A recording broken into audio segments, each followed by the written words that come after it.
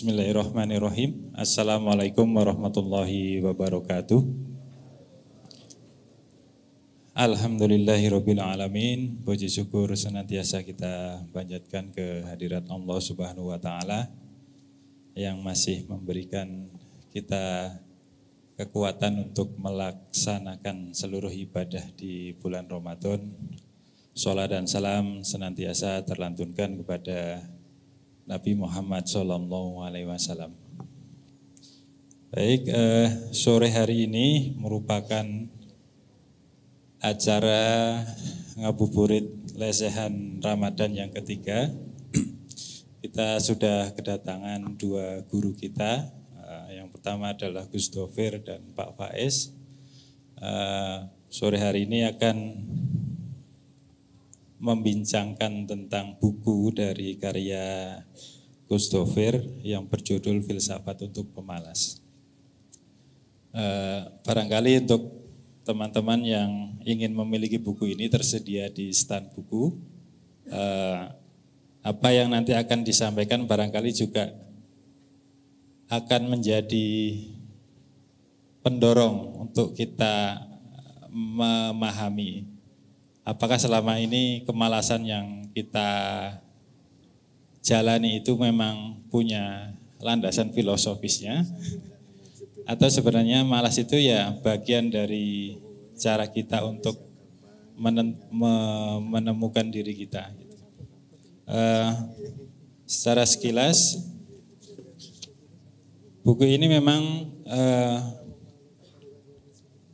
ingin menyampaikan beberapa keresahan atau juga pandangan dari Gus Dofir tentang filsafat itu sebenarnya juga tidak rumit, manusianya saja yang rumit. Gus Dofir selama ini memang sudah banyak berkecimpung di dunia filsafat, termasuk juga dengan Pak Faiz yang sudah biasa menemani kita di ngaji filsafat. Gus Dofir merupakan pengasuh pesantren Luhur Baitul Hikmah dan pendiri Sekolah Tinggi Filsafat Al-Farabi di Malang. Ya, untuk lebih panjang lebar nanti kesempatan yang ada, ini kami persilahkan kepada Gus Dofir untuk menyampaikan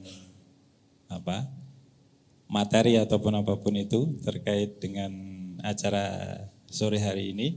Nanti setelah itu dilanjutkan dengan penyampaian dari Pak Faiz. Kepada Gus Dofir, semoga Gus.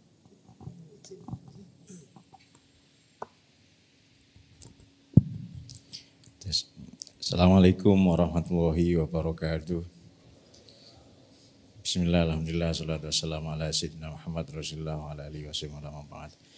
Saya minta bantuan satu suratul Fatihah untuk orang tua kita, guru-guru kita, semua khususnya beliau, juga untuk siapapun yang berjasa mengantarkan kita menuju pencapaian hari ini. Kepada mereka lah sebenarnya rasa terima kasih ini atau lebih berhak ya untuk diberikan.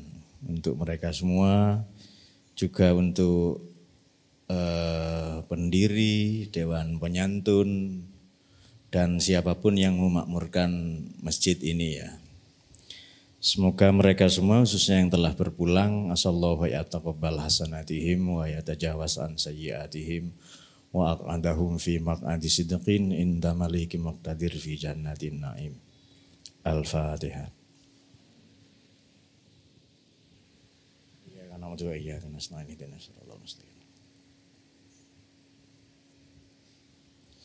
Baik, matur nuwun, ini saya sudah diberi kesempatan bertemu langsung dengan beliau, Bapak Dr. Fahrudin Faiz, kemudian dengan teman-teman, mungkin adik-adik ya beberapa lebih muda dari saya, di komunitas MJS ini, Masjid Jenderal Sudirman. Alhamdulillah saya pernah ngangsu kawruh juga ini Yai dari jenengan beberapa audionya ya. Atau menyarankan teman-teman yang mungkin tidak ngerti baca buku yang rumit, untuk belajar melalui beliau. Sebenarnya tahunya pun dari mahasiswa saya karena saya gaptek ya. Baik, terima kasih mula-mula kepada beliau, kepada teman-teman semua panitia, juga saudara kami dari Kompas Gramedia Jakarta, ada GM penerbit ini, Mas Wahyu Raharjo, Mas Ekon Nugroho yang mengeditori buku ini. Kalau adik-adik mahasiswa editor mungkin ejakulasi di depan monitor ya, tapi bulan puasa. Karena biasanya banyak yang di antara mahasiswa itu melakukan genosida di kamar mandi. Nah, lalu mereka kepleset dengan ulahnya sendiri dan mesuh-mesuh ya. Ini kamu belum jadi anak sudah durhaka ini, mau mencelakai bapaknya. Makanya kamu saya buang katanya. Juga Mas Budiana, kemudian Mas Hari, semua yang hadir ya dari Gramedia Yogyakarta. Baik, sini singkat saja mungkin saya sampaikan 10 atau 15 menit. Karena kita lebih banyak ingin mendengar dari beliau ya. Baik, filsafat untuk pemalas. Sebenarnya saya banyak nulis buku yang serius-serius, tapi kendalanya dua. Nomor satu enggak laku, yang kedua mahasiswa kami itu minta PDF-nya. Jadi karena minat baca tinggi, minat beli rendah katanya. Jadi minta PDF, terus kadang harus diancam nilai ya, diancam barokah juga baru mau baca. Nah akhirnya dengan obrolan-obrolan ringan, santai, lalu kita nulis buku yang sangat ringan ya menurut saya, sangat sederhana dari banyak tema supaya filsafat ini lebih hadir dalam keseharian kita. Jadi di buku ini dikatakan dua hal yang paling mendasar, bahwa filsafat ini bukan di kampus, bukan di buku, bukan di langit, bukan di masa lalu yang jauh ribuan tahun yang lalu itu. Filsafat adalah keseharian kita. Filsafat adalah kecakapan kita menghadapi persoalan-persoalan. Syukur-syukur menemukan makna yang baik. Syukur-syukur dengan itu bisa menjadi bahagia. Itu sudah filsafat. Anda mau antri, mau mempersilahkan, hormat orang tua, kemudian hidup sebagaimana manusia yang wajar, yang normal, itu sudah sangat filosofis. Jadi di sini dikatakan siapa filsuf terbesar abad ini? Ya kita sendiri. Oleh karena itu setiap orang ini adalah filsuf pesanan. Jadi saya pun filsuf pesanan. Anda semua filsuf pesanan yang dipesan langsung oleh kehidupan ini, yang percaya Tuhan, dianugerahi Tuhan, untuk menyelesaikan menghadapi kehidupan kita sehari-hari. Persoalan kita ini bukan materialisme, bukan yang aneh-aneh itu, yang susah nyebutnya ya, eksistensialisme, tidak. Persoalan kita adalah rekening, komedo, gagal move on, ditolak oleh pacar, atau kita menjadi pria yang kurang diminati segala jenis mertua di muka bumi. Itu persoalan kita sehari-hari.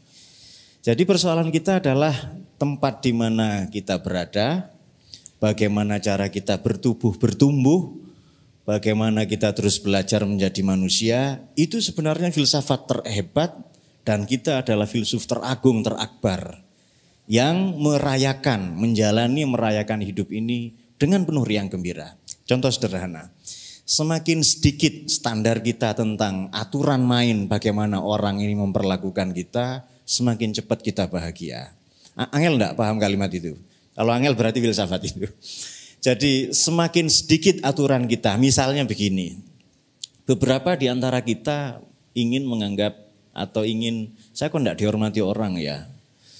Padahal saya A, B, C, D, saya tokoh, saya dan lain-lain. Tapi kalau aturan-aturan itu kita buang, kita merasa kita ini nobody, kita bukan siapa-siapa. Maka semakin ringan dan semakin cepat kita bahagia. Jadi bahasa Maduranya itu kita tidak terlalu overly holding on. Kita tidak terlalu menggenggam. Kita melepas saja, biarkan saja hidup ini normal, orang lain riang gembira menjalani hidup. Dan yang tidak kalah penting, terutama di era medsos ini ya. Ini medsos ini kan sudah banyak berpura-pura kan, maka kalian tidak usah jujur di medsos itu. Saya untung tidak terlalu aktif sudah ya. Adalah bagaimana terus menjadi manusia. Jadi misi terhebat terakbar adalah menjadi manusia. Karena memang setiap filsuf ini punya rancang bangun. Saya di sini Pak Faiz berusaha memperkenalkan bahasa Indonesia yang baik. Jadi di sini akan nanti adik-adik atau teman-teman temukan istilah-istilah yang bahasa Indonesia yang baik. Seperti suai jemala, suai bibir ya itu lip sync ya. Merenung insafi, kosakata kita yang sudah jarang dipakai oleh orang-orang ya. Jadi kita kadang lebih senang menggunakan istilah asing, menyerapnya langsung tanpa alih bahasa yang baik ya. Jadi filsafat ini, lalu ini yang kedua, tadi yang pertama, dan ini intinya, para filsuf ini tidak hanya punya rancang bangun itu konstruksi. Tidak hanya punya rancang bangun tentang kebenaran yang senantiasa atau terus menjelang, membelum, tapi filsuf ini punya rancang bangun tentang kebahagiaan. Bahkan siapalah misalnya kalau kita nyebut nama, satu nama saja, misalnya Martin Heidegger, misalnya ini nama populer ya di barat ini. Tokoh eksistensialis, filsafatnya sering disebut post-Kantian karena banyak mengkritik gurunya atau yang banyak mempengaruhinya yakni Immanuel Kant. Dua-duanya sepupu jauh saya. Sorry ya kalau nyenengan mungkin sepupu jauhnya di mana, di Jepang ya kan. Mbah siapa yang legend itu? Itu beda, kita beda. Beda kita kan. Kita anak soleh lah yang beda kan. Nah jadi Heidegger saja kepingin husnul khotimah. Pandangan-pandangannya sangat banyak yang sufistik. Yang ketemu dengan tradisi atau peradaban timur. Jadi misalnya Heidegger ini mengharapkan mati itu yang bukan yang ableben ya. Ab itu off, leben itu hidup. Meninggalkan hidup begitu saja seperti radio atau jam tangan atau televisi atau pohon atau hewan atau binatang-binatang. Tapi beliau menginginkan mati yang sterben dalam bahasa Jerman ya. Menginginkan mati yang kita menyambutnya, merayakannya. Dan oleh karena punya visi tentang mati itu bagaimana, maka hidupnya diwarnai dengan cara atau harapan dia mati. Jadi kalau saya mau mati, jadi ada yang mati, kita mati normal seperti binatang atau pohon atau jam tangan ya. Kemudian ada yang mati ini yang mati yang yang kita merayakannya. Itu yang kita mau, yang kita harapkan sehingga hidup kita ini diwarnai dengan harapan atau keinginan sebagaimana yang kita mau dengan kita mati itu. Misalnya orang yang ingin mati dengan perjuangan, dengan kesalehan, maka hidupnya diwarnai oleh itu. Ini kan konsep ini sangat dekat dengan tradisi timur ya, entah Buddhisme atau Taoisme, Konfusianisme sama. Jadi pada titik ini ternyata setiap orang ini memiliki atau filsuf khususnya kepingin senang, kepingin bahagia, hanya caranya beda-beda.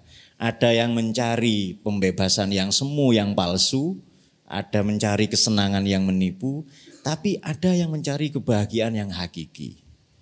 Nah di buku ini kalau nyenengan ini buku kan sudah sangat untuk pemalas ini. Kalau masih bahasanya agak ugal-ugalan ya, idonasi dan begal kelamin ya, namanya anak muda ya, harap dimaklumi saja. Nah kalau masih sangat malas membaca, nanti di bagian akhir itu ada philo easy ya. Ini rangkuman-rangkumannya. Jadi kalau malas membaca paragraf demi paragrafnya, ini silahkan dibaca di philo easy-nya. Ini sangat quotable ya mungkin. Kalau membaca itunya masih malas lagi ya enggak tahu ya mungkin. Oke, nah coba saya bacakan sedikit ya supaya langsung ketemu. Karena saya ngomong ini sebenarnya tidak terlalu penting, yang penting kalian beli bukunya. Itu pesan dari kapitalis religius ya, yang dari Jakarta itu. Saya kulo mboten ya, saya setuju kulo mboten. Kalau saya ya baik-baik saja lah. Oke, ini coba kita buka halaman supaya langsung ketemu. Ini aja judulnya Plato, Doksa, dan Internet. Ada Plato dan ayam ya, oke. Ini di halaman 49. Untuk sampai pada manusia adil, mula-mula harus tahu apa itu negara adil. Negara adalah kontrak dari seluruh elemen masyarakat untuk beroleh keadilan. Negara jangan membiarkan rakyat saling berburu dan berebut keadilan di belantara kapitalisme dan budaya koruptif. Siapapun atas nama apapun tidak boleh memonopoli tafsir tentang keadilan. Ini kalau masih males ya baca itunya saja. Itu ngaji keadilan kepada Plato dan ayam. Baik, kemudian coba kita satu lagi sebelum saya sudahi. Nah, ini kalau masih males ada dialog-dialognya begini ya. Pokoknya untuk pemalas pol lah ini ya. Karena kita tidak bisa berfilsafat kalau masih lapar, masih belum selesai urusan, maaf ya, urusan kelamin belum selesai, selesaikan dulu. Baik, halaman 7 dan ini poinnya ya. Filsafat adalah keseharian kita, cara kita mengada. Jadi cara belajar yang, maaf saya nyebut di kampus ini cara belajar yang membosankan. Jadi dosa besar kampus Kiai, mohon maaf ya. Saya makanya tidak terlalu di kampus, saya lebih banyak di pondok dan di masyarakat. Dosa besar kampus, kurikulum, bahkan dalam hal ini negara, adalah menyampaikan filsafat secara keliru dan kurang mengena. Nah, jadi buku ini seolah-olah surat penebusan dosa lah. Kalau tradisi di Latin itu indulgensia. Ini surat penebusan dosa karena saya juga pernah belajar di kampus ya. Jadi filsafat ini juga matematika, juga bahasa Inggris. Betapa banyak dalam hidup ini. Mengapa pengetahuan semenarik ini difitnah sedemikian rupa, disampaikan secara keliru oleh kurikulum, sehingga alih-alih kita mempelajari, menjalaninya sebagai way of life, ya pedoman hidup, malah kita membencinya, mengutuknya, mengkafir-kafirkannya, dan mencari dalilnya di agama. Padahal agama itu saudara tuanya, ya kan? Bahkan ini duduk bareng, ini co-work, ini mitra kerja dari agama, bisa ngobrol bersama sebenarnya. Nah, filsafat adalah upaya mencari, menemukan, dan terus bersetia menjalani makna hidup. Makanya orang Jawa itu saking kepinginnya nemu makna hidup itu punya tradisi ngapurancang. Jangan kalau foto di pernikahan, berdiri sambil megang burung gini ya kan. Itu karena kepingin menemukan makna hidup. Nah, terserah tafsir Anda apa ya, apa pegangan hidup, makna hidup, perjuangan hidup. Katanya kalau masih mahasiswa semester-semester awal itu pandangan hidup katanya. Kalau untuk bapak-bapak, pria-pria beristri, pegangan hidup. Tapi kalau udah sepuh, kayak Mas Budiana yang di belakang, wah itu sudah perjuangan hidup, berjuang dulu. Dibantu dengan jamu, vitamin, dan lain-lain. Enggak, maksud saya jamunya itu baca Quran, ya baca hadis, dan lain-lain. Baik, setiap orang adalah filsuf terhebat untuk diri dan hidupnya sendiri. Jadi bukan tugas orang lain mencintai Anda, mencintai kita, tapi tugas Anda sendiri. Bukan tugas orang lain untuk memuliakan, hormat kepada kita, tugas kita sendiri. Jadi persoalan kita ya rekening, ya sakit, ya batuk, ya pilek, ya kadang ditolak, apa gitu-gitulah. Itu persoalan kita sehari-hari. Kepingin cepat selesai kuliah misalnya, atau enggak buru-buru cepat selesai karena setelah kuliah enggak tahu mau ngapain. Itu juga persoalan kita sehari-hari. Berusaha menjalani hidup orang lain bukanlah tandingan bagi hidup Anda. Tak ada hidup yang lebih wow untuk ditempuh selain hidup Anda sendiri. Bukan tugas orang lain tadi ya, sudah. Pembeda manusia dan binatang adalah manusia punya rasa malu dan rasa heran. Oh ini Plato ini ya, karena di sini dimulai dari Nabi ya. Nabi kan Sokrates, nabinya ya Sukrot ya alaihissalam. Sahabat santrinya adalah Aflatun, Platon. Kalau Aristoteles tabiin itu masih jauh, tabiin bawahnya. Kita masih tabiin jauh banget dari itu. Jadi untuk Anda yang senang Aristoteles itu terpaksa saya katakan itu tabiin. Nabinya tetap Sokrates itu ya. Kemudian dulu sihir, sekarang sains, dua-duanya sama-sama mitos. Biarkan filsafat yang sibuk mempelajari kita, menteori-teorikan hidup kita tidak perlu repot-repot melakukannya. Jadi para filsuf itu tugasnya mempelajari hidup Anda. Semakin rumit hidup Anda, semakin filsuf ini kangelan itu. Maka para filsuf ini dari Yunani sampai semuanya ya, sampai sekarang, terutama di Yunani lah ya yang Sokrates ini nyari perempuan paling cerewet di Athena, nemu akhirnya Santipe. Ini paling cerewet ya. Kalau beliau ngajar seperti ini dimarah-marahi istrinya, dibisui lah, dimaki-maki. Setelah itu disiram air cucian. Lalu Sokrates cuma bilang gini, ya biasa setelah petir turun hujan katanya. Nah itu dia. Ya lebih kurang sama dengan Nasruddin Khoja itu ya, yang beliau kutu buku, banyak baca buku, dibakar, dibuang-buang, disobek-sobek bukunya oleh istrinya. Beliau bikin tempat sendiri lantai 2 ya, di atas ruang tamu. Suatu ketika beliau jatuh dari lantai 2 ke debuk gitu ya. Terus istri nanya, suara apa itu kok jatuh itu? Suara apa jatuh? Ini baju saya jatuh katanya. Kok suaranya keras gitu? Iya saya di dalam baju katanya. Jadi sangat ringan ya menjalani hidup ini, sangat sederhana. Filsafat itu ringan, yang rumit itu ya teorimu sendiri tentang hidup. Maka kurangi saja aturan-aturan untuk orang lain memperlakukan kita.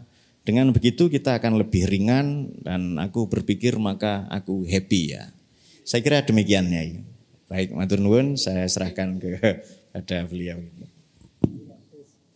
Oke, terima kasih. Ini sebagai pengantar dan pemantik kita dari yang sudah disampaikan oleh Gus Dovir. Selanjutnya kami persilakan kepada Pak Fahrudin Faiz. Oke, baik. Bismillah. Assalamualaikum warahmatullahi wabarakatuh. Bismillahirrahmanirrahim. Alhamdulillahirabbil alamin. Assalatu wassalamu ala asyrafil anbiya'i wal mursalin sayyidina wa maulana Muhammadin wa ala alihi wa ashabihi wa man tabi'ahum bi ihsanin ila yaumiddin. Yang saya banggakan, saya cintai. Enggak apa-apa ya Gus, saya cintai.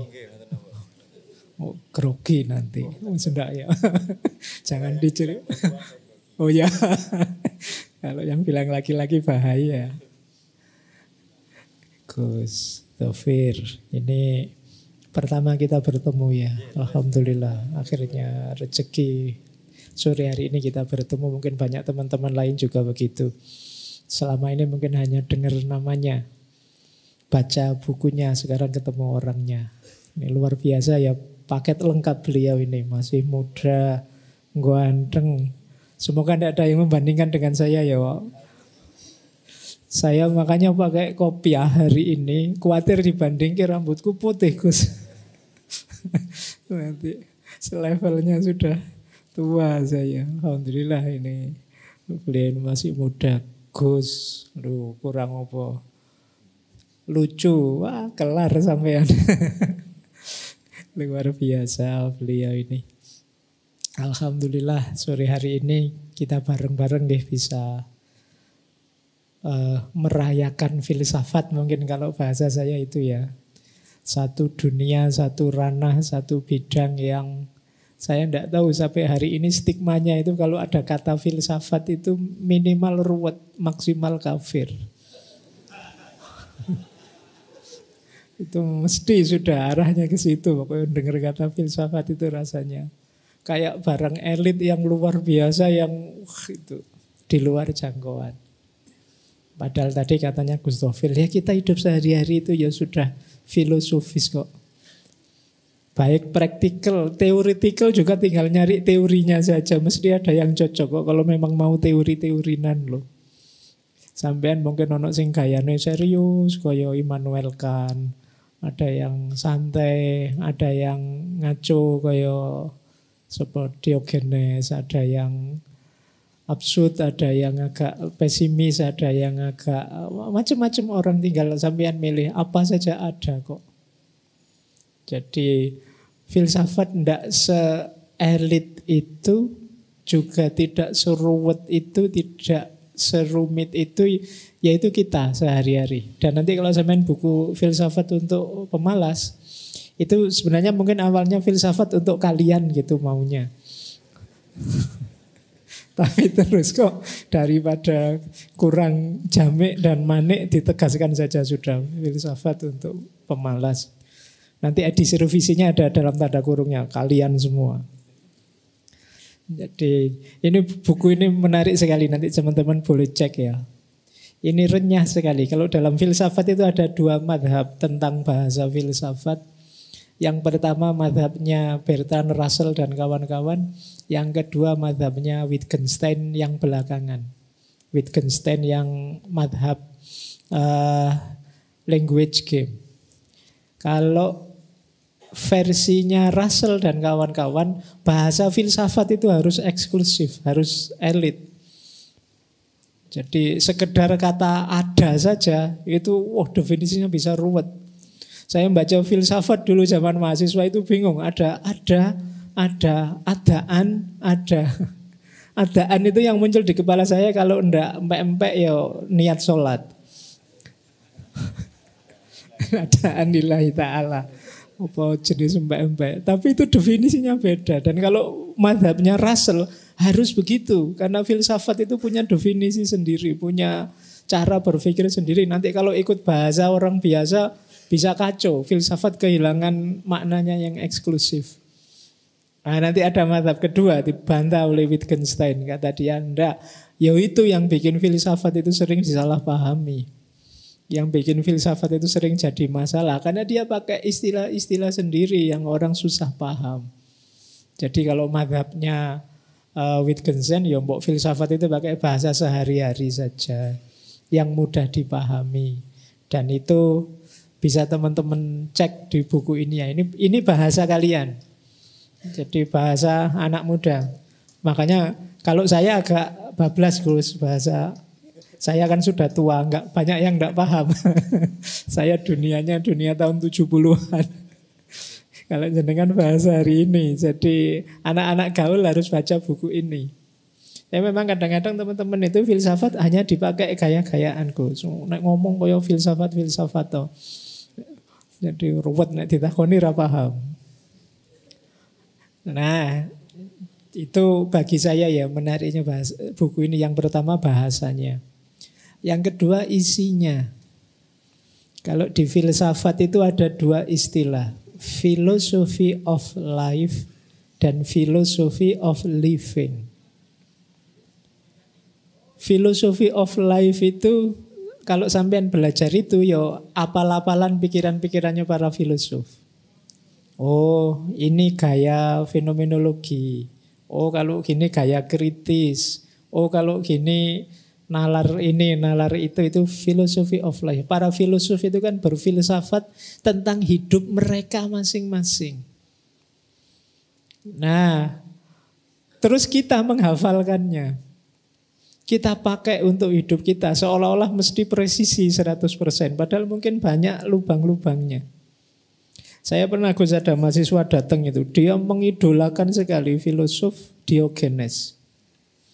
Pak, saya pingin kayak Diogenes Pak. Jadi hidup di pinggir-pinggir jalan saja. Terus tidurnya ya pokoknya saanane ya kelihatannya kok asik ngono ya. Ya cobaan wae. Dianggapnya kalau sudah persis kayak gitu itu sebahagia Diogenes. Wong dia ketinggalan HP wae stres. Mau hidup kaya Diogenes. Kadang-kadang kita begitu. Ada yang ngotot pokoknya harus persis kalmak misalnya dan lain sebagainya itu. Banyak idealisme seperti itu. Itu kalau di filsafat itu sebenarnya itu jenis philosophy of life, filsafat hidup milik mereka para filosof. Kita punya hidup sendiri. Boleh kita merefer mereka mencari pengayaan. Di sini juga banyak rujukan-rujukan kutipan-kutipan para filosof yang mungkin cocok untuk kita. Kalau memang cocok ya kenapa tidak. Tapi kalau ingin memfotokopi pasti ada miss-nya. Pasti ada yang tidak cocok. Saya sering ditanya, Pak Faiz ngaji filsafat sebanyak itu yang Pak Faiz idolakan apa? Itu pertanyaan yang paling saya sulit jawabnya. Karena dari filosofi ini saya suka ininya. Dari filosofi itu saya suka itunya. Saya tidak setangguh Sokrates kalau diomelin istri. Saya tidak serapi Immanuel kan kalau dalam hal gaya hidup. Saya tidak seuraan Diogenes. Saya tidak. Jadi, tapi ada yang saya suka dari Sokrates, ada yang saya pakai dari Immanuel kan, ada yang saya senang dari Diogenes. Tidak semuanya. Jadi pertanyaan saya mengidolakan yang mana menurut saya jadi tidak relevan. Ya setiap tokoh, setiap materi ada yang cocok, ada yang tidak. Ada bagian yang saya sesuai, ada yang tidak. Nah itu catatan pertama namanya philosophy of life. Yang kedua philosophy of living. Kalau ini kita berfilsafat. Tidak sekedar menghafalkan pikiran-pikiran para filosof. Kita memikirkan hidup kita sendiri. Kita berefleksi, merenungi hidup kita sendiri. Nah, buku ini gambaran itu. Kalau teman-teman nanti baca buku ini merasakan asik ya buku ini, berarti beliau asik. Kalau kesimpulannya tetap ruwet Pak Faiz, berarti masih ruwet Gus. Kelihatannya teman-teman maunya dikasih gambar-gambar Gus. Iya, dikasih gambar-gambar. Ya tadi mungkin yang ngambil dari Jepang apa dari mana gitu. Jadi ini bagi saya jenis philosophy of living. Mungkin teman-teman bisa membaca seperti apa beliau seorang Gustav Feder itu dari tulisan-tulisan yang ada di sini. Menggambarkan bagaimana beliau bernalar, berfalsafah tentang hidup dan problem sehari-hari. Kalian juga bisa melakukannya untuk hidup kalian. Bahkan apa boleh saya tulis juga boleh. Boleh saya terbitkan juga boleh. Kalau penerbitnya mau. Dia kan boleh. Terbitkan sendiri sekarang gampang. Apalagi kalian mau PDF saja dibagi gratis banyak yang mau. Hari ini media tidak kurang lah kalau pengen ekspresi diri ya. Jadi itu komentar saya. Jadi ini isinya menarik karena tidak sekedar philosophy of life, di dalamnya ada philosophy of living. Yang ketiga, ini kesan saya saja ya. Saya tidak akan jelaskan isinya Gus, nanti spoiler Gus, nanti anak-anak wow seru isinya ngono. Biar dicek sendiri oleh mereka. Yang ketiga yang istimewanya apa buku ini beliau. Gustav Feder ini luar biasa loh. Ngaji filsafat tidak pernah Gus diawali Fatihah Gus. Tidak pernah. Yang Fatihah MC nih. Saya tidak. Oke ya, karena saya sering disuruh syahadat kalau ngaji Fatihah. Sampean Islamnya lebih kuat ya. Makanya saya sungkan tadi tak pakai kopiah. Jajar Gustav Feder. Nah, bagi saya beliau filosof. Cuma saya tertarik ya, saya itu pernah baca tulisannya sosiolog Perancis namanya Regis Debray. Filosof itu ternyata sepanjang zaman itu macam-macam yang disebut filosof itu. Zaman dulu era kuno, mungkin bahkan era-era Cina kuno, Tiongkok kuno, yang disebut filosof itu sage. Orang suci. Kalau di Jawa mungkin dulu orang kenal begawan. Resi. Itulah mereka para filosof itu. Jadi resi. Beliau yo level lah ya kalau begawan. Nanti kapan-kapan begawan Zofir Zuri. Jadi zaman dulu itu. Jadi filosof itu zaman kuno itu. Kemudian ketika masuk era agama-agama yang banyak disebut filosof itu adalah clerics. Kalau bahasa agamanya ulama. Jadi filosof itu ahli agama. Jadi orang-orang yang ngerti agama. Atau mungkin pasnya mungkin ya kalau zaman dulu itu spiritualis. Nah kemudian filosof itu zaman agama-agama itu ya seorang yang religius. Makanya di tradisi filsafat Islam itu ya filosofnya kiai kabeh ulama. Jadi itu era-era abad tengah. Nah, terus masuk era modern. Di era modern awal revolusi industri yang disebut filosof itu scholar. Orang-orang kampus. Maka filosof-filosof modern itu kan mesti jebolan kampus ini, jebolan kampus itu. Jadi anak kampus. Nah kalian mungkin masuk itu ya, anak-anak kampus meskipun Saya tidak tahu apa sudah berani mengklaim saya filosof berarti Pak gitu.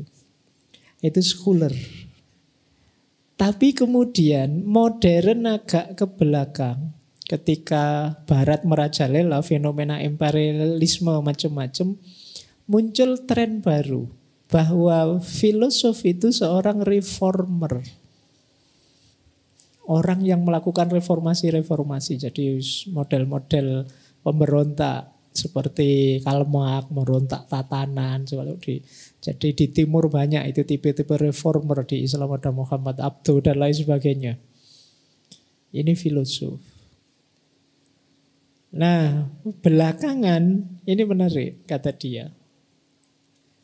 Era modern akhir sampai belakangan postmodern, filosof itu adalah istilahnya agak tidak enak, artis. Jadi orang yang diposisikan sebagai filosof itu biasanya adalah idola-idola yang ya diartiskan. Sampai ngerti maksudnya diartiskan ya, koyok kalau datang itu waduh ngumpul njaluk tanda tangan, ngajak foto bareng, diundang ke sana kemari. Ndak penting saya ngomong apa, yang penting bisa foto dengan.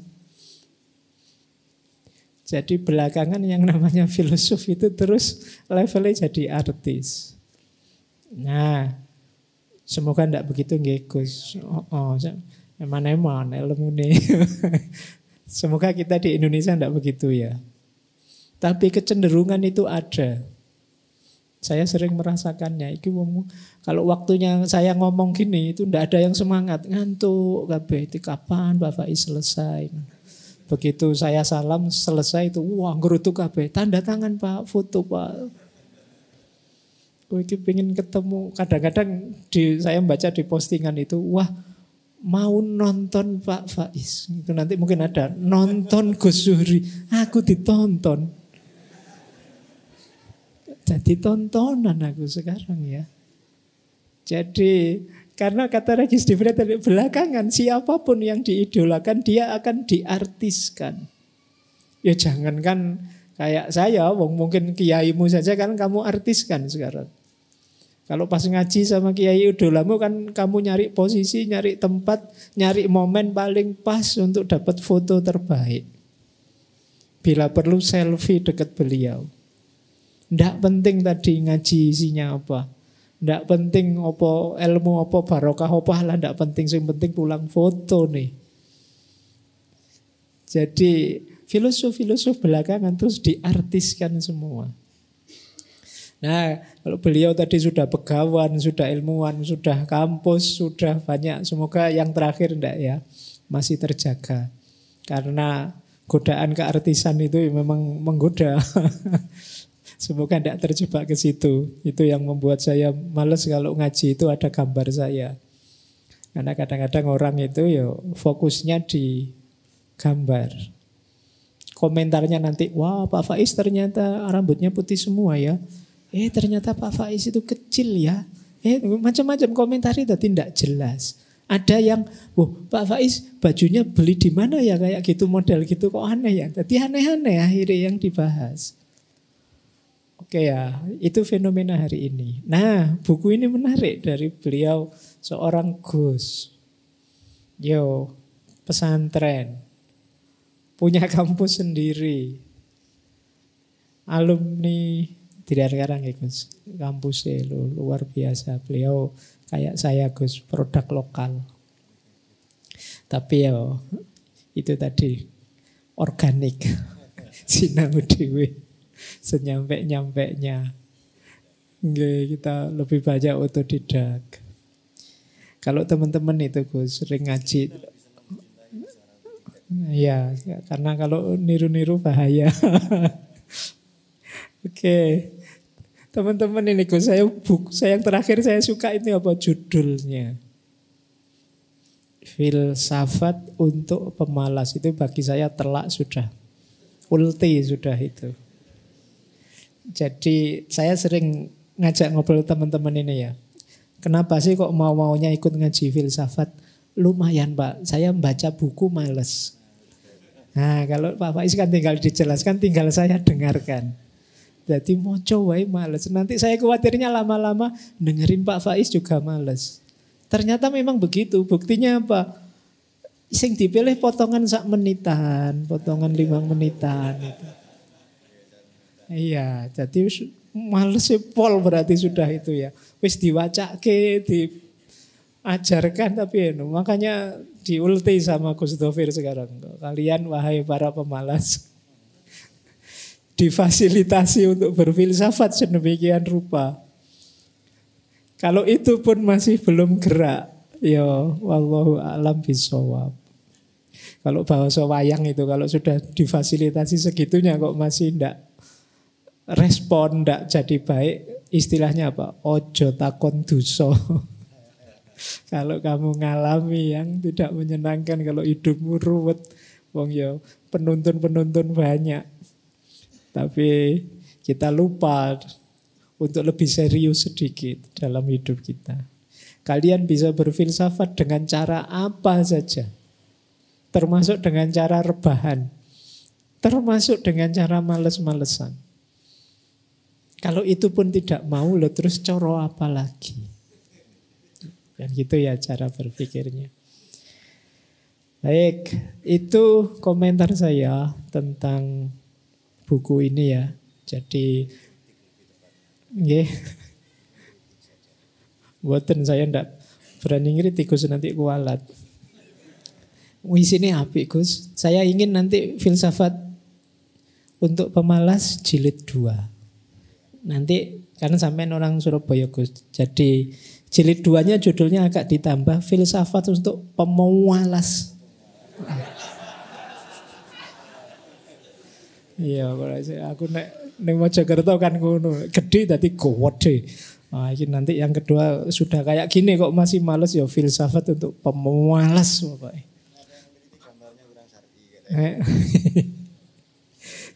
Jangan.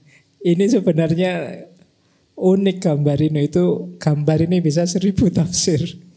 Ini mahasiswa akhir bulan itu kayak gini. Kuota ndak ada, mau nongkrong di kafe ndak punya duit, tugas dosen nggak selesai-selesai, aduh itu gambarnya ini. Jadi meskipun bisa diterjemahkan mikir, tapi juga bisa diterjemahkan stres, bisa diterjemah macam-macam maknanya. Nah, ini kalau ingin ditafsirkan syar'i Gus, maknanya jangan maknanya.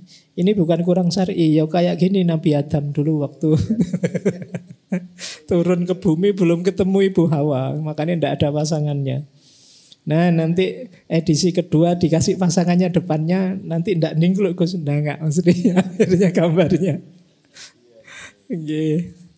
Nah saya kira itu Gus, tapi memang kalau bahasa saya tadi harus kita rayakan, harus kita ramaikan. Bagi saya seperti saya bilang di awal, semoga kesan elit, kesan angker, apalagi kesan ruwet, apalagi kesan jauh dari agama sampai kafir. Nggak pantas sampai nyebut filsafat kafir, wong beliau sesoleh ini loh. Amin ya dibandingkan sama saya loh. Terus parameternya gampang lah, coba pakai kedunya lebih banyak beliau. Kalau tadi saya ditanya, Pak Faiz kok pakai kopiah? Ya, saya sekarang NU. Nah, maksudnya NU itu nutupi uan. Jadi kopiahnya untuk nutupi uban. Biar kelihatan lebih muda jajar beliau. Baik ya, makanya tadi bahasa saya merayakan ya. Yuk teman-teman juga merayakan filsafatnya. Merayakan betapa Allah itu sangat mencintai kita. Kita dianugerahi akal budi yang luar biasa. Yang dengan itu kita bisa bahagia, kita bisa gembira. Kita bisa merancang dunia ini apa saja sesuai yang kita inginkan. Baik, saya kira itu ya, biar saya tidak kepanjangan. Harusnya tidak boleh melebihi penulisnya ngomongnya. Tapi rotok bablas ini nyon ngapunten guys. Saya kira itu Mas Wahid. Mungkin setelah ini bisa dialog. Untuk sementara saya akhiri. Assalamualaikum warahmatullahi wabarakatuh. Waalaikumsalam warahmatullahi wabarakatuh. Ya, demikian yang disampaikan oleh Pak Faiz, ada filsafat of life dan filsafat untuk kehidupan.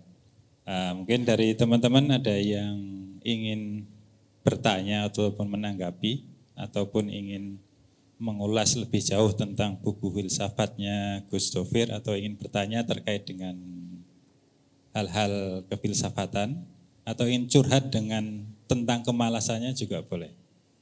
Monggo silakan. Yang putri dulu ada? Tidak ada. Yang putra 1, 2 dulu ya.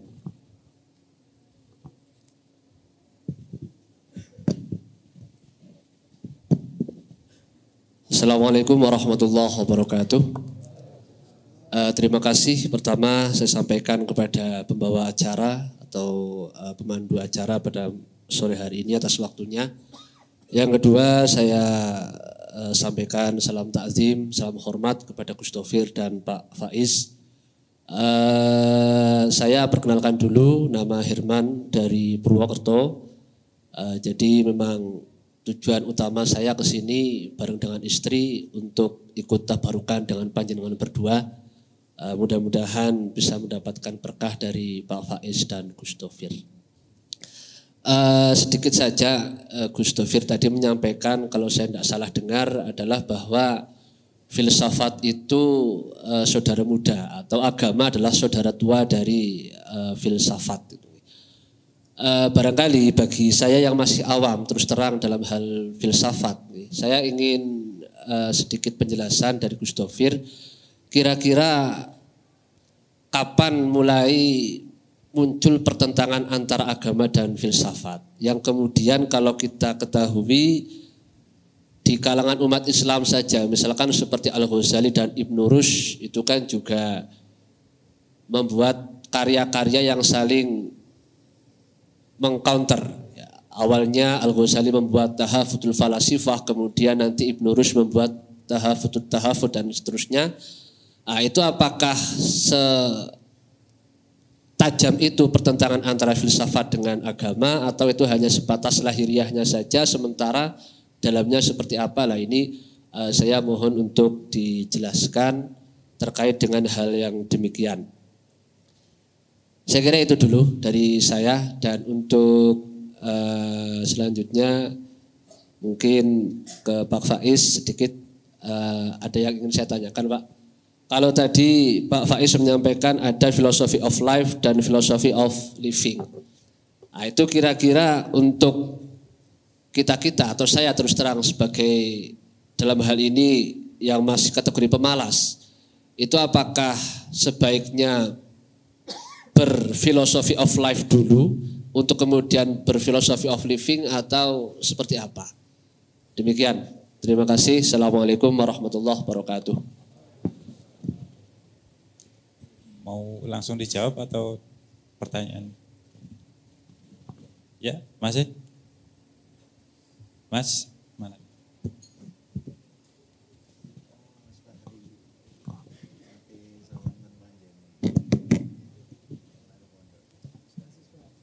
Assalamualaikum warahmatullahi wabarakatuh.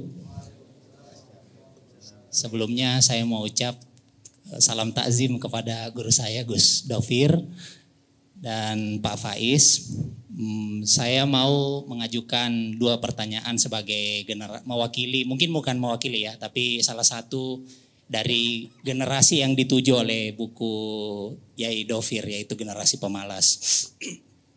Mungkin mulai dari saya kemarin itu sempat nonton sebelum selesai imsak itu, biasa aktivitas pemalas kan nonton reels sebelum sholat subuh. Nah, saya temukan satu Ustadz, kalau meminjam istilah Gus Dovir itu Ustadz cuti nalar biasanya, Gus.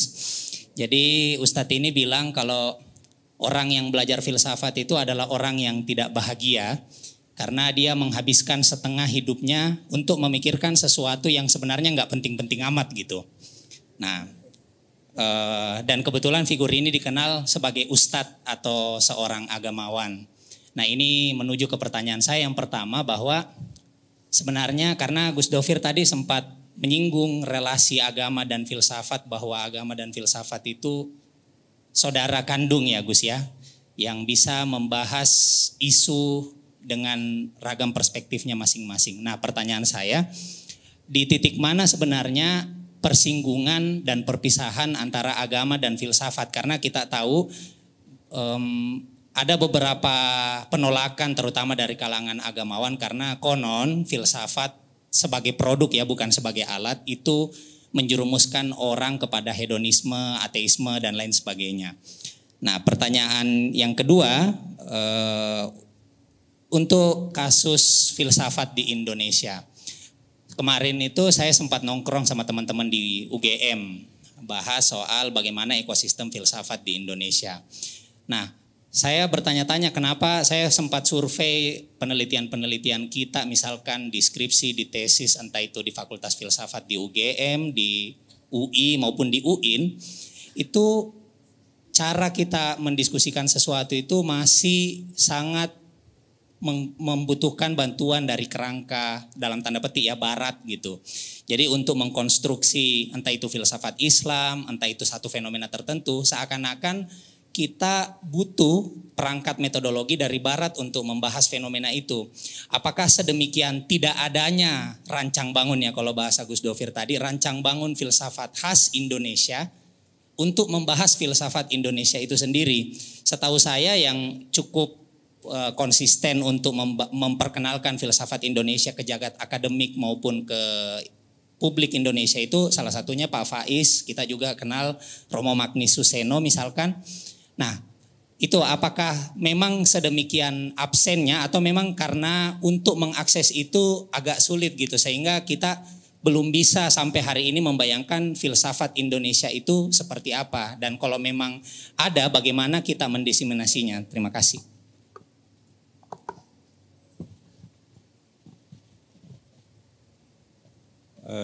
Monggo, Gus Dovir.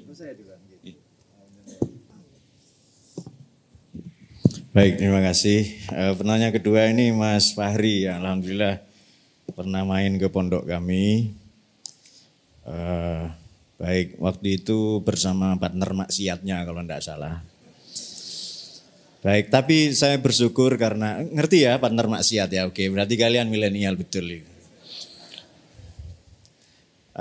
Tapi karena ikut ngaji enggak maksiat, ya imbang lah gitu ya.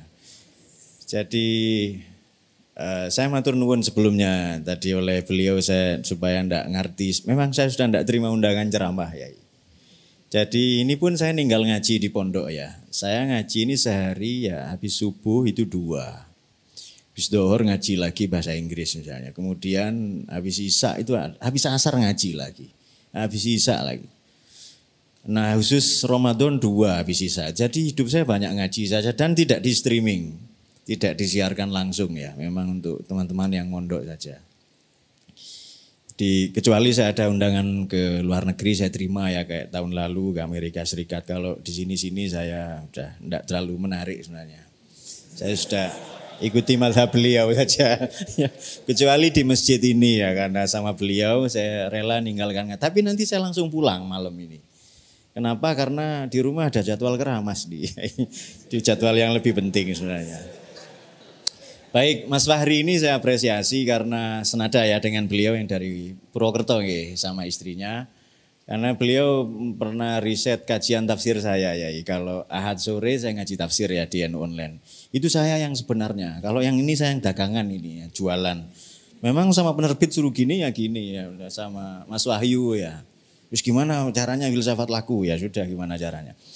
Baik, pertanyaan dari beliau dan penanya kedua ini satu nada sebenarnya yang ditujukan untuk kami, untuk saya. Kapan mulai muncul pertentangan antara agama dan filsafat? Kemudian di mana titik temu ya dari penanya kedua atau perpisahan, bersinggungan atau persimpangan antara agama dan filsafat. Nah, yang kedua dari Mas Afif ini menarik ya Mas Fahri ini. Apa Indonesia tidak punya metode? Oke. Jadi begini, coba diteliti semua syaratnya ibadah, entah salat, zakat, puasa, haji, termasuk ibadah terlama sampai akhirat, yakni menikah, ini penting ya. Jadi makanya yang zerogami, yang tuna asmara, itu sebagai tandingan ya untuk. Di sini bahasanya itu, zerogami ini bahasa tandingan untuk masyarakat poligam. Yang poligami, monogami, ada yang non pasangan zerogami. Ya kaum jomblo lah ya, jomblo. Ini kalian pasti nunggu ada jomblo paling keramat bulan ini namanya jomblo Lailatul Qadar. Itu lebih sengsara dari 1000 bulan. Baik. Jadi semua syaratnya ibadah, entah ibadah mahdhoh personal, ibadah murni atau ibadah sosial, itu akil, mendayagunakan akal. Bahkan agama saja sabda Nabi itu akal. Faladina liman la aklalahu. Karena saya dituduh kiai ya kadang bisa lah baca itu sedikit-sedikit ya. Jadi orang yang tidak mendayagunakan mekanisme intelektualitasnya, dia tidak beragama. Nah, kalau mengacu ke Quran, justru yang lebih dulu itu filsafat bukan agama. Jadi Nabi Adam ini turun tidak beragama, tapi jangan sebut ateis ya, karena beliau sudah makrifat. Hanya makrifat ta'rif, belum makrifat taklif, belum ada beban syariat ya, belum. Jadi baru nanti setelah turun di bumi, entah sekian lama, yang kata beliau ini gambarnya ya. Menurut saya kalau begitu yang dimakan Nabi Adam itu buah apel itu Pak Faiz. Karena gravitasi kan ya yang ditemukan Isaac Newton kan teori gravitasi. Jangan-jangan buah apel itu, buah huldi itu loh ya kan. Hanya setan atau iblis ngasih nama itu. Baru nanti setelah turun ke bumi itu imma ya'tiyannakum minni hudan. Kalau sudah turun hudan agamaku nanti, maka faman tabi'a hudaya fala khaufun 'alaihim. Barang siapa mengikuti hudan petunjukku artinya agama, dia tidak akan ragu, tidak akan sedih atau sedih galau dengan masa lalu, cemas dengan masa depan. Artinya agama dan filsafat menurut saya sederhana ya. Filsafat ini tidak bisa menyelesaikan semua persoalan Anda. Demikian pula sain. Sain ini kan anak durhakanya filsafat. Dia tidak bisa menyelesaikan persoalan-persoalan kita. Demikian pula agama. Jadi masing-masing ini bekerja sama satu sama lain. Saling bertungkus lumus, bertukar tangkap seperti sungai dan muara, saling bertemu, tapi pada saat yang sama ia saling melepaskan. Yes, paham, tidak paham urusan kalian, pokoknya itu. Pokoknya nyampe sini aja. Nah, jadi karena filsafat ini banyak yang tidak bisa diselesaikan. Banyak sekali. Oh, rumit ya, tadi yang dikatakan beliau ada dengan keadaan. Wes itu angel itu. Angel sekali ada. Itu partikular pasti, partikular ya, juz'i itu. Kalau keadaan universal, ada, ini tidak punya lawan kata, dia tidak punya opposite. Jadi non ada itu tidak ada. Angel pokoknya itu. Daripada yang angel-angel gitu ya sudah. Cuma sederhana begini, misalnya loh ya, ini kan ada, buku ini ada. Dibuang ke Neptunus tetap ada, mau dibakar abunya tetap ada, ya hanya berubah bentuk. Kalau dilemparkan ke galaksi Andromeda di sana tetap ada. Kalau dibakar, dihancurkan, dikubur dia tetap ada, hanya beralih bentuk saja. Kalau ini benda yang ada saja tidak bisa kita nafikan, tidak bisa kita niskalakan, apalagi dia zat yang maha ada. Nah itu dia, biar tidak dituduh kafir ya.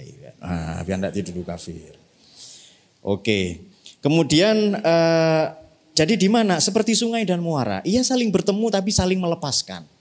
Jadi sesekali begitu, makanya kita harus berjarak ya. Di sini ada buku ini bisa dipahami jenengan karena ada jarak. Maka hubungan Anda dengan istri itu karena berjarak.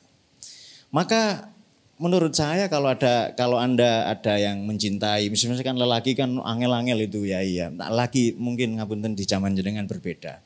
Tapi biasanya mbak-mbak, wanita-wanita ini pasti kagum dengan para filsuf karena mereka cerdas.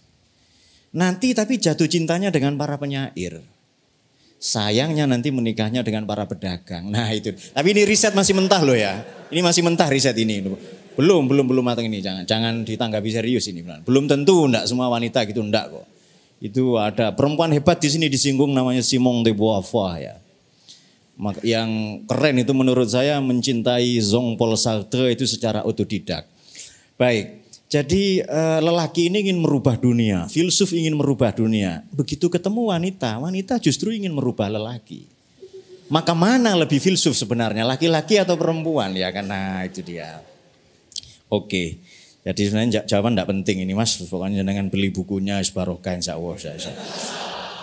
Baik, apakah Indonesia ini nir metode, miskin metode? Nah, ini harus membaca buku saya, Filsafat Timur. Sebentar lagi terbit, ini sedang saya kerjakan diskusi dengan editornya ya. Jadi begini, Indonesia ini punya filsafat, misalnya selain Pancasila ya. Ya kalau mau digaduk-gadukkan, mau diintegralisasi, dicocokologi lah ya. Banyak, misalnya pandangan Jean-Jacques Rousseau. Kata Rousseau dalam Du Contrat Social, bab yang ketiga pasal yang ke-8. Ini masih hafal, masih yang pertama tadi Pak Faiz, yang pertama. Tapi ya pokoknya gitulah ya, gitu. Saya sudah lewat usia 40 sudah. Kalau dulu masih ingin nampak pinter dulu ya, tapi begitu ketemu wanita berubah ya, karena ya itulah hidup ya. Karena saya nulis puisi, judulnya Orgasme. Saya penyair lah dikit-dikit lah ya. Ya saya banyak menerjemahkan buku-buku ya berbahasa Inggris, Jerman, Prancis, Arab, tapi begitu menikah itu enggak romantis lagi. Jadi WA-nya, SMS-nya, popok, minyak, beras, susu gitu-gitu tok. Ini kok enggak ada gunanya saya ilmiah selama ini katanya. Oke, maka jangan sok ilmiah di hadapan wanita karena tidak seorang filsuf pun atau orang hebat pun kecuali dia bertukuk lutut di hadapannya. Ini kan ada mbak-mbak biar beli bukunya. Oke. Jadi begini, jadi yang di Indonesia ini ada filsafat. Kalau dicocokkan dengan Jean-Jacques Rousseau, kata di Du Contrat Social itu begini. Kalau agama ditabrak-tabrakkan dengan negara, nanti rata-rata negara jadi korban. Di sini disinggung, kata Immanuel Kant, itu Pak D saya. Kata Immanuel Kant begini. Pernikahan, meskipun beliau tidak menikah loh ya, jadi jomblo keren lah ya. Kepada beliau Anda harus yang jomblo itu bersanat ya seharusnya. Jadi kata Immanuel Kant begini, pernikahan itu mendisiplinkan libido, syahwat. Demokrasi mendisiplinkan syahwat berkuasa. Tapi itu ideal loh ya, ideal. Di Indonesia belum tentu gitu, beda kan.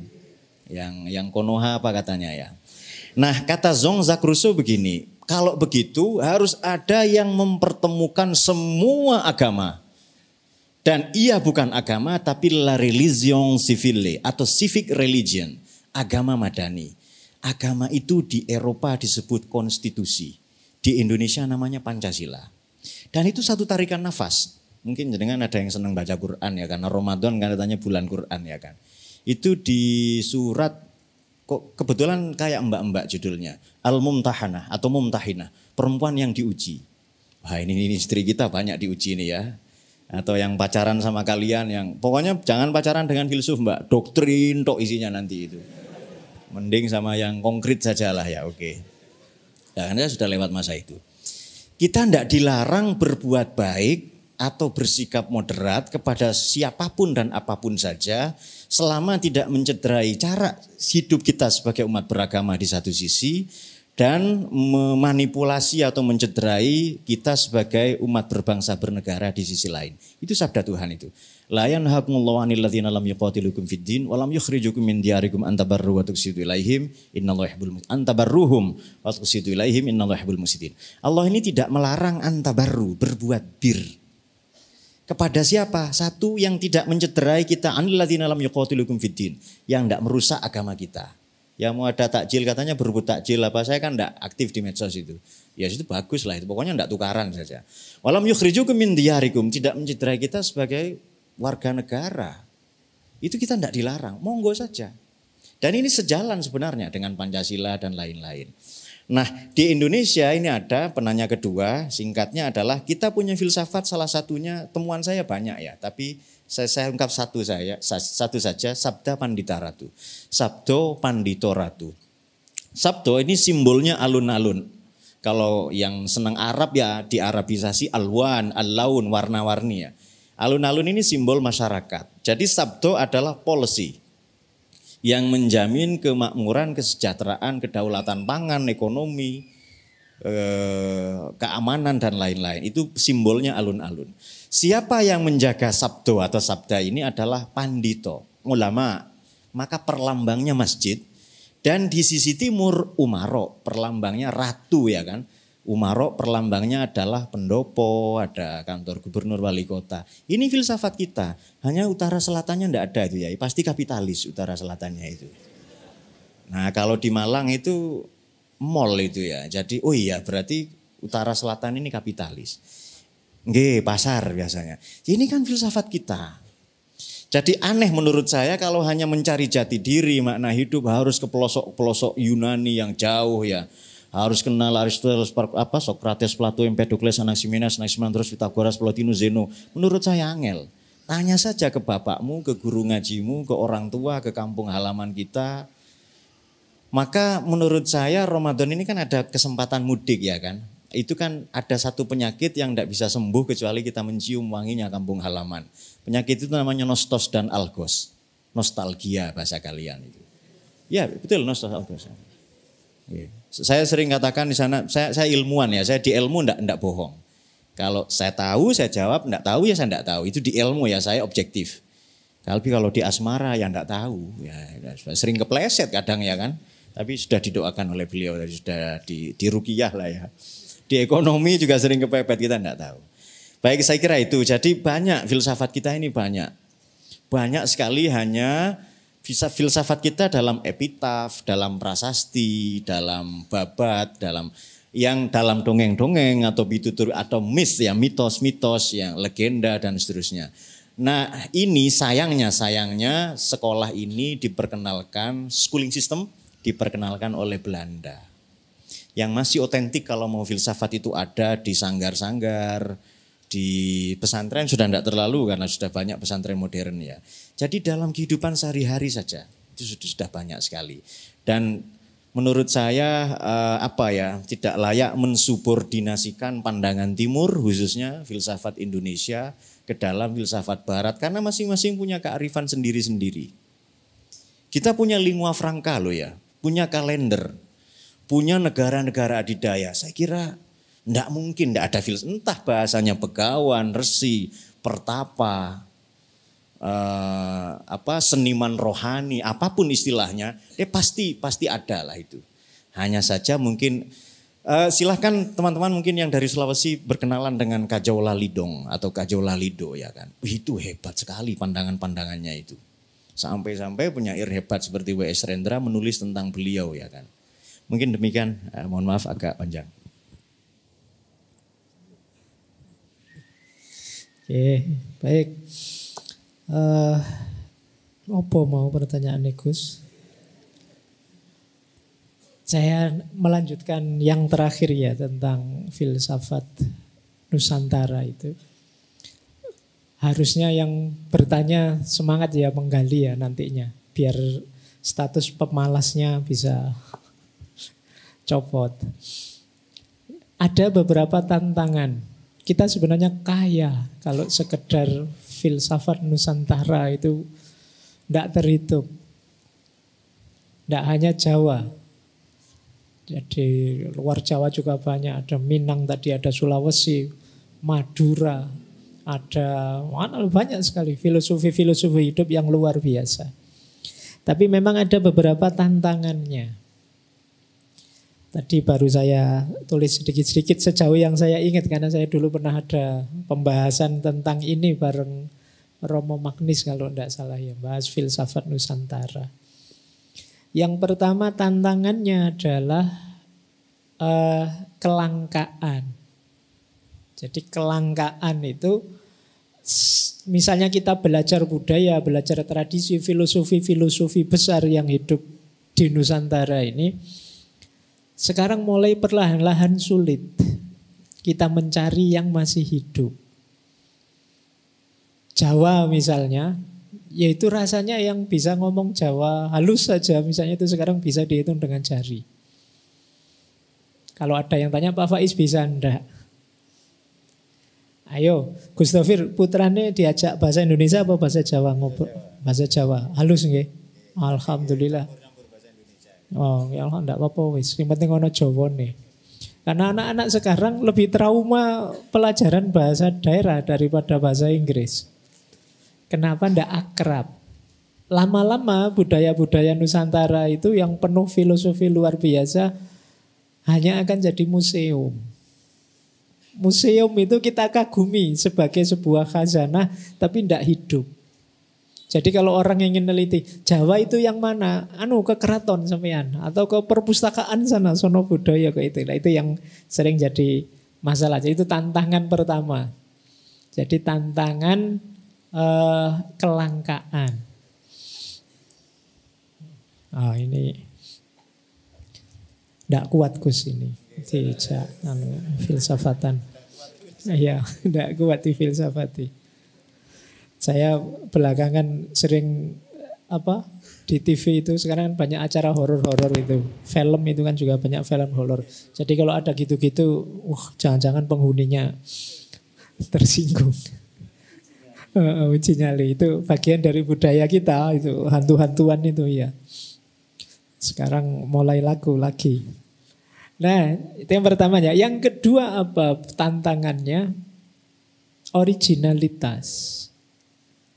Harus kita akui juga banyak budaya-budaya itu nanti terpengaruh luar ini, terpengaruh itu. Kemudian ya, kayak Jawa kuno nanti tiba-tiba Hindu masuk, Buddha masuk, nanti Islam masuk. Itu jadi orang bingung itu katanya asli Jawa, ada pengaruh Hindunya gitu loh, ada pengaruh Buddhanya gitu loh. Itu tantangan bahasa saya ya, bukan enggak masalah sebenarnya. Cuma kalau kita bisa mengidentifikasi lebih rapi, itu akan lebih enak untuk menemukan budaya Nusantara.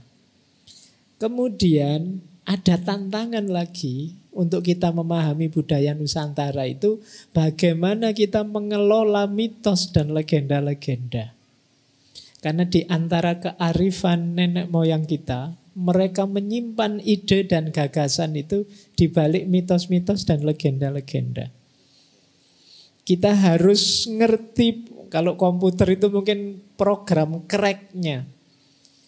Crack-nya apa itu untuk bisa menarik makna-makna baru, filosofi-filosofi hidup. Ada yang tadi horor-horor itu. Kalau nanti mungkin kalau di crack itu sebenarnya ada hubungannya dengan konservasi alam, cinta lingkungan, itu makna horor-hororan tadi. Sampai kalau di Bali itu pohon saja kan dipakein baju. Itu kan di balik itu pasti ada kearifan-kearifannya. Itu tantangan kita. Di balik cerita-cerita yang macam-macam di kita, itu pasti ada kearifan di baliknya. Itu tantangan yang jarang kita gali. Tapi saya tidak tahu generasi ini familiar tidak dengan cerita-cerita legenda-legenda itu. Karena sekarang legendanya beda kalau anak hari ini Gus. Sekarang referensi legendanya itu bangsane Mobile Legend, Free Fire, dan lain-lain. Ya. Oke, tokoh idola mereka kan bangsane Dragon Ball, Avatar. Lupa, padahal di balik itu ada crack. Termasuk tadi cinta-cinta lingkungan. Saya pernah ngalami ya bahwa ternyata mindset kita itu memang mindset legenda-legenda dan mitos-mitos itu. Zaman dulu saya kos di Sapen, zaman saya mahasiswa itu ya. Sebelah kos-kosan saya itu ada jalan kecil, Gus. Itu bau pesingnya luar biasa. Orang lewat kencing di situ, sering lewat kencing di situ. Sampai dikasih tulisan dilarang kencing di sini, ndak peduli. Pokoknya kencing. Sampai ditambahi dilarang kencing di sini kecuali anjing, ndak masalah disebut anjing, yang penting kencing. Akhirnya ada teman kos itu yang punya ide, dia beli bunga yang biasa dipakai, beli kembang yang untuk ke kuburan itu, ditaburkan di situ. Nah, kamu juga deg-degan kan kalau mau kencing nih sore ya kayak kembangnya ngono. Nanti penunggunya marah. Lah itu saya tiba-tiba iya ya, simba-simba kita dulu membungkus kearifan-kearifan itu dengan simbol-simbol, dengan mitos-mitos yang luar biasa. Nah, kalian yang harus mengcrack itu sehingga ketemu makna-maknanya. Nah, itu tantangan. Kemudian ada lagi tantangan, kalau ini menarik. Kalau saya bilang filsafat Nusantara, selalu yang ada di pikiranmu adalah past orientation. Selalu ke nenek moyang. Loh, apa tokoh-tokoh hari ini termasuk beliau ini tidak kamu masukkan hitungan dengan gagasan-gagasan yang luar biasa tentang filsafatnya. Jadi iya masa lalu kita luar biasa, masa kini juga ndak kalah kok.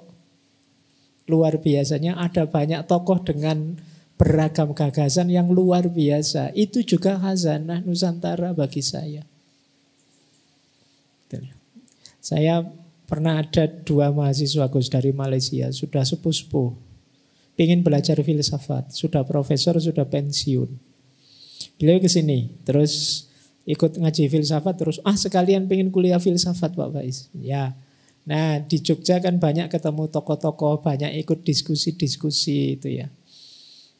Terus beliau komentarnya begini, Pak Faiz, di sini itu loh banyak orang pinter, pikiran-pikirannya luar biasa.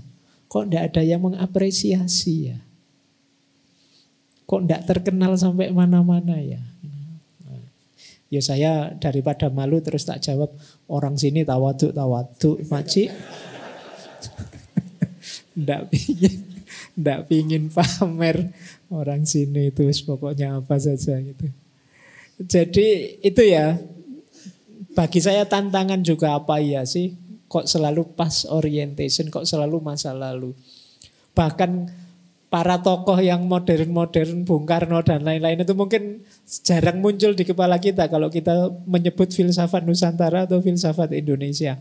Yang muncul selalu emputan tular, selalu kayak gitu, yang lama-lama gitu. Padahal yang sekarang juga kekayaan kita dong, khazanah kita yang luar biasa. Yang terakhir, ini menarik. Sebagian besar kajian-kajian tentang filsafat Nusantara itu gayanya adalah gaya orientalis. Posisinya sebagai outsider. Iya. Padahal saya orang Indonesia loh. Belajar Nusantara sendiri kok rasanya kayak orientalis. Kayak orang luar yang membahas peradaban yang kuno, yang deso, yang di luar konteks. Kita harusnya insider yang lebih kaya dengan data. Tidak sekedar outsider. Bahkan kadang-kadang malah rujukan para orientalis. Belajar Jawa nanti yang dibaca Clifford Gate, Wycliffe dan lain-lain. Jadi referensi-referensi ini orientalis. Lu kamu orang dalam ya. Harusnya kamu kuat lobbynya di dalam, malah nyari orang luar. Nah, itu nggih Mas, tantangan-tantangan para pengkaji filsafat Nusantara. Kalian agennya. Jadi, ayo yang semua tadi jadi PR kita ya, biar ya itu tadi bisa benar-benar kita rayakan peradaban intelektual kita. Saya sering bilang ke teman-teman Gus bahwa peradaban-peradaban besar itu muncul ketika mereka terbuka dalam berpikir. Islam jaya karena itu. Dulu Yunani moncer meskipun ada Romawi karena keterbukaan berpikirnya. Kemudian Barat modern juga karena itu. Jadi bukan karena politiknya. Maka penting ini jadi pelajaran untuk kalian menurut saya. Baik, itu pertanyaan terakhir. Pertanyaan tadi Mas yang tanya saya lupa ya. Philosophy of life dan philosophy of living. Alhamdulillah kalau bisa dua-duanya. Kalau berat, Pak saya kan bukan mahasiswa filsafat Pak. Philosophy of life itu saya 0 Pak. Ya enggak apa-apa asal mau mikir itu saja deh. Bagi saya sudah alhamdulillah. Banyak orang yang enggak mau mikir. Saya sering dikomplain orang, Pak Faiz itu kan agama, kok pakai akal? Loh emangnya kalau ilmu agama kita enggak pakai akal, lah enggak jadi ilmu nanti. Apa yang enggak pakai akal? Fikih pakai akal. Kalau akal kita enggak sehat, apa agama bisa sehat? Kalau akal kita enggak jernih, apa bisa kita memahami agama?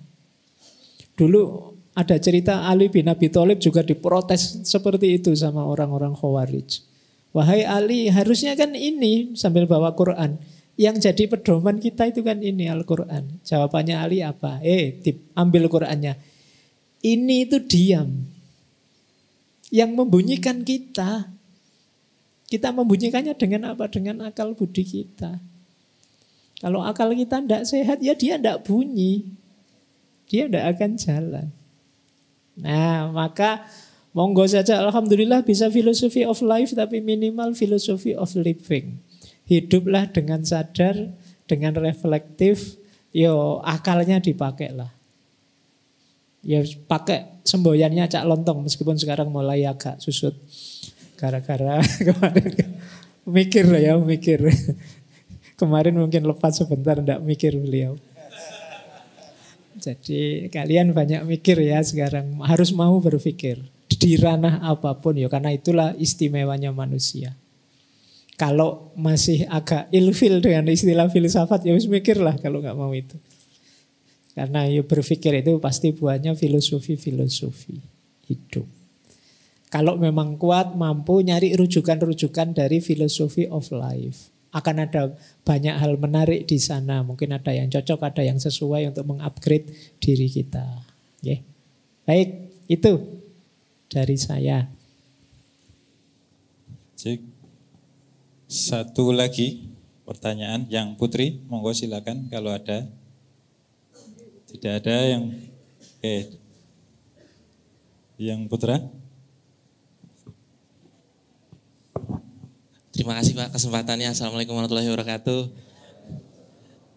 Izin Pak, bagi saya filsafat itu bermanfaat sekali. Makanya langsung saja pertanyaannya bagaimana cara menggunakan filsafat untuk membantu kita menggapai mimpi atau kesuksesan dalam hidup kita. Boleh dijelaskan menurut Bapak cara yang tepat itu bagaimana? Itu aja, terima kasih.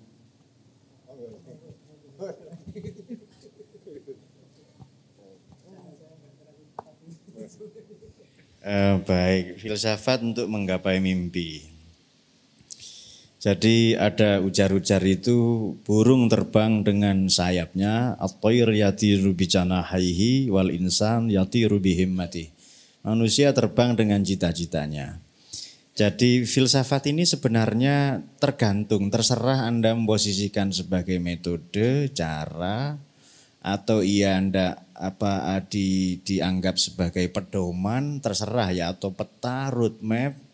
Tapi yang jelas saya akan mulai dari di sini ada di halaman 142 di Filoizi ya, di rangkumannya ini ya. Berpikir itu mitosnya membosankan, namun tidak berpikir lebih membosankan lagi. Sebab itu artinya berhenti menjadi manusia. Dan ini yang paling membosankan, manusia kembali menjadi binatang. Jadi bagaimana filsafat ini membantu meraih cita-cita? Filsafat ini sangat luas sebenarnya ya, tidak hanya barat timur, tapi ada pada setiap kita, pada masing-masing kita. Jadi setiap kita punya cita-cita, punya niat baik, itu keadaan ini seolah-olah bahu-membahu menolong kita. Itu banyak sekali, saya buktikan banyak sekali. Saya kecil itu pernah dapat hadiah, menang lomba apa saya lupa ya, entah lomba apa, pokoknya pernah menang lah itu. Itu dapat buku hadiahnya, gambarnya New York. Gambar kota New York, ada patung Liberty. Itu enggak syar'i juga karena enggak pakai jilbab dia. Itu saya dalam hati hanya bilang gini, suatu ketika saya akan berkunjung ke tempat ini. Ini cita-cita ya, entah doa atau apa, pokoknya gitu. Tahun 2006 saya ikut kuliah mazhab Frankfurt ya di sekolah saya. Tapi entah gimana, itu saya sama, saya baru dengar Frankfurt itu apa. Meskipun 2005, baru tahu Frankfurt itu setelah Piala Dunia 2006 ya kan, ada stadionnya kan. Ada klub bolanya dan pokoknya Cooper lah macam kalian. Kalau kalian saya kira sudah enggak. Tapi setiap ada nama kota, saya dalam hati kota ini suatu saat akan saya kunjungi. Betul. Kota-kota itu saya kunjungi semua ternyata. Ini entah doa, entah apa, saya enggak tahu. Tapi yang jelas, menurut saya Mas, mohon maaf ya ini kan pikiran ya. Jadi the primary reality itu di pikiran kita. Realitas paling utama, paling primer di pikiran kita. Di alam raya di sekitar kita ini realitas sekunder. Maka perjelaslah gambar cita-cita Anda di pikiran Anda. Gambar dengan jelas, saya ini, menikah dengan ini ya kan. Opsi kalau gagal sama ini misalnya ya kan. Bisa. Lalu kalau gagal ya seniru Kanjeng Nabi, janda enggak apa-apa karena ada dua konsep surga, di langit Jannatun Naim, di bumi Jandatun Naim misalnya. Pokoknya gambar saja dengan jelas ya. Dan enggak ada maksud ini pretensi apa-apa ya ke janda enggak. Janda keren lah pokoknya. Tapi yang jelas menggambar karena otak kita terbiasa gambar. Jadi cita-cita itu ya sudah, monggo cita-citakan perjuanganmu, perjuangkan cita-citamu. Ini dalam waktu dekat buku saya terbit lagi Mas, kerjakan doamu, doakan kerjamu. Nah itu cocok untuk mahar, jangan nek butuh mahar apa. Kalau di Jawa Timur ada berkat biasanya, apa souvenir pernikahan berkat kan itu. Nah itu cocok untuk souvenir pernikahan nanti. Jadi hemat saya filsafat ini banyak membantu memperjelas yang masih gitu-gitu tadi. Tapi untuk yang disinggung oleh beliau philosophy of life or philosophy of living, sebenarnya setiap saya pribadi ini punya niat baik, tiba-tiba keadaan ini seolah-olah mendukung. Entah orang tua, teman apa. Seolah-olah saya ini punya A-team. Di sini ada A-team, attitude team yang membentuk saya sedemikian rupa mengantarkan saya menuju. Makanya hal-hal sepele saja kita ditolong orang lain. Buka puasa saja kita ditolong air ya kan, dan seterusnya ditolong takjil dan lain-lain. Ini menandakan bahwa ternyata sesederhana itu kita berfilsafat itu, segampang itu sebenarnya, tidak serumit yang di buku-buku. Kecuali buku ini mungkin Pak karena kita ngomong buku ini, sama buku-bukunya beliau ya. Matur nuwun saya kira itu. Baik. Ya itu jawabannya sebenarnya bisa 1001 kalau dalam bahasa Arab mungkin yang bertanya lebih tahu. Karena kondisi setiap orang beda-beda. Sampean yang lebih tahu gimana mendaya gunakan filsafat, berpikir yang reflektif, kontemplatif demi wujudnya mimpi tadi. Karena saya juga tidak tahu mimpinya apa. Karena nanti mimpinya apa terus mengejarnya gimana caranya bisa beda-beda. Yang pertama, yakinlah bahwa kalau sering saya pakai istilahnya manusia itu paket potensi. Paket potensi itu dia bisa apa saja yang dia inginkan asal mau. Allah sudah nanam bibit-bibitnya potensinya di kita. Apa yang tidak? Kita bisa kok. Saya ngomong gini karena saya cerita belum lama ini Gus ketemu di satu pondok tahfidz yang isinya orang tua-tua. Yang saya membayangkan ini orang sepuh-sepuh ini apa ngatasi apalan Quran ya. Ternyata bisa. Ada yang setahun hafal, ada yang 2 tahun hafal. Bayangkan sampean ngimami pakai al-hajjah deg-degan. Mereka bisa hafal setahun 2 tahun. Kenapa niatnya kuat mau potensinya keluar. Nah kita itu sering mematikan diri kita sendiri, langkah kita sendiri. Seolah-olah serumit itu, sesusah itu, seruwet itu. Padahal begitu kita terjun, ternyata bisa. Ternyata mampu. Itu istimewanya manusia, pengen jadi apa saja bisa. Kadang-kadang kan teman-teman tidak menunggu bisa bikin tulisan. Disuruh dosen bikin tugas makalah 20 halaman itu. 6 bulan tidak selesai-selesai. Begitu diancam besok terakhir ya, semalam jadi. Lu kurang hebat apa kalian? Okay. Mbok coba daya yang semalam jadi itu ada terus luar biasa bisa nulis buku kalian. Cuma kalian kan terus tidak menghidupkan itu lagi. Nunggu kepepet. Nah, maka penting ya kita self confident, kita percaya diri. Kita pasti bisa kok. Dan seperti dawuhnya beliau tadi, fasilitas akan datang sendiri kalau kita mau, kalau kita hadir. Segalanya akan tertata. Mungkin semacam law of attraction. Nah, jadi yang ada di sekeliling kita akan menata sendiri kalau azam kita kuat. Makanya menarik ayat itu kan, fa idza azamta fatawakkal 'ala Allah. Kalau kita sudah berniat kuat, akan tertata sendiri, sisanya tinggal tawakal 'ala Allah. Ada banyak fasilitas datang, tinggal kita jalan saja sudah. Nah, maka penting ya diawali dari ini Mas. Pokoknya percaya diri saja, saya mampu, saya bisa. Pada akhirnya ya nanti akan jalan kalau memang mau. Jadi problemnya bukan apa saya mampu, tapi apa saya mau. Kalau mau, mimpi apapun bisa. Jadi sebenarnya ya mimpi jangan dikejar, tidak akan kepegang, diwujudkan. Nah, kalau dikejar-kejar ngejar mimpi itu ya sulit. Kalau bisa ya kita wujudkan. Kita bangun terus kita wujudkan mimpi kita. Ya dengan cara itu tadi. Dan lain-lain ada teori banyak macam-macam.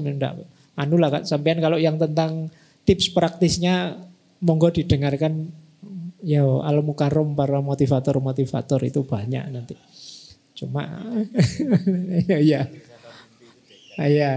Ada filsafat mimpi itu dekat. Saya kemarin baca novel menarik Gus yang tentang basicnya dekat tapi agak satir, yang nulis saya lupa, Daniel Kolak. Isinya menguji diri kita. Itu mirip seperti Imam Ghazali yang bilang bahwa jangan-jangan hidup ini mimpi dan nanti setelah mati kita bangun. Itu kasusnya menarik. Kalau seandainya isi pikirannya Gus Dhofir ini sepenuhnya pindah ke saya dan isi pikiranku sepenuhnya pindah ke beliau, apa yang terjadi? Nanti malam saya tiba-tiba pulang ke Malang. Terus beliau pulang ke rumah saya. Istri saya kaget terusan. Apa yang terjadi kalau model itu. Dan itu nanti pakai teorinya René Descartes, menarik filsafat mimpi. Karena Descartes ini di usia-usia agak belakangan sakit-sakitan. Nah dari situ terus lahir filsafat mimpi. Jadi di antara mimpi beliau itu beliau merasa jalan-jalan di Athena, ketemu Socrates, ketemu itu. Tapi begitu bangun, ternyata kok enggak ketemu ya. Tapi kok ilmunya dapat semua meskipun mimpi. Terus dari situ muncul beberapa gagasan filosofis tentang mimpi. Bedanya apa sih mimpi dengan dunia nyata? Nah, kayak gini ini kalau di Imam Ghazali kan jangan-jangan ini mimpi. Begitu nanti meninggal kita sadar, alah ngapain ya kemarin bikin acara-acara kayak gini, gunanya apa? Tidak terlalu penting, ternyata hanya mimpi. Aslinya seperti ini. Kayak teman-teman waktu mimpi itu kan, kayak seru-seru sampai nangis-nangis, sampai ketawa-ketawa, tapi begitu bangun, alah hanya mimpi. Jangan-jangan besok kita begitu setelah meninggal, kata Imam Ghazali, alah kampanye direwangi tawuran, ternyata hanya mimpi. Tidak serius. Baik, saya kira itu ya Mas. Wis percaya diri lah, pasti bisa. Monggo Mas Wahid. Oke, mungkin terakhir dari Gus Dhofir yang ingin disampaikan karena waktunya sudah menjelang berbuka. Monggo. Baik, matur nuwun ya. Jadi saya ngambil di cover belakang saja. Selama ini apakah kalian susah payah dan berdarah-darah memahami filsafat? Kali ini biarkan filsafat yang memahamimu, mempelajarimu dengan tekun. Makna filsafat sebagaimana lazim diajar paksakan sebagai cinta kebijaksanaan ini terlalu narsis dan terkesan hanya ingin viral. Banyak orang mencoba belajar filsafat tapi hanya sedikit yang mau berfilsafat. Melalui buku ini dan mulai sekarang tinggalkan cara berfilsafat yang sudah kuno dan kadaluarsa. Jauhi filsafat yang serius dan bikin kita cepat tua. Pendek kata, kalianlah kaum rebahan yang sebenarnya sangat dimanja oleh filsafat. Oh iya, filsafat tak hanya rancang bangun tentang kebenaran, tapi jangan lupa tentang kebahagiaan. Agar kita santuy menjalani hidup, aku berpikir maka aku happy. Demikian, Assalamualaikum warahmatullahi wabarakatuh.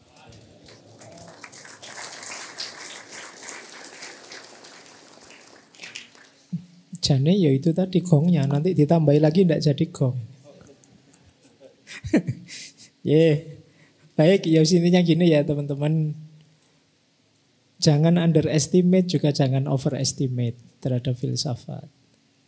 Dua-duanya kalau bahasa filsafat moral itu berlebihan jelek, kekurangan ya jelek. Ayo kita nikmati, pas saja sesuai dosis hidup kita masing-masing. Makanya sejak tadi saya bilang bolak-balik, yuk kita nikmati. Ada satu hal dalam hidup ini yang sering kita lupa, yaitu menikmati hidup. Kita selalu dikejar-kejar oleh ambisi ini, ambisi itu, keinginan ini, keinginan itu, dan lain sebagainya, sampai kita lupa menikmatinya. Termasuk filsafat. Mungkin ada yang sangat ambisius dengan filsafat, sampai lupa menikmati filsafat. Tiap hari stres gara-gara filsafat.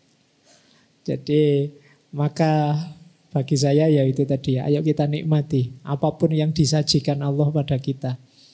Termasuk filsafat, termasuk puasa hari ini. Jadi saya tahu tatapan mata kalian kan sudah berubah dari ahli puasa jadi pemburu takjil kalau jam sekian ini.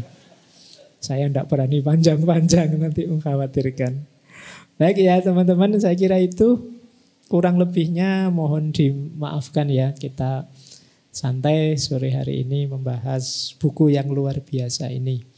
Ya betapapun pada akhirnya monggo dibeli di lapak sana buku filsafat untuk kalian semua.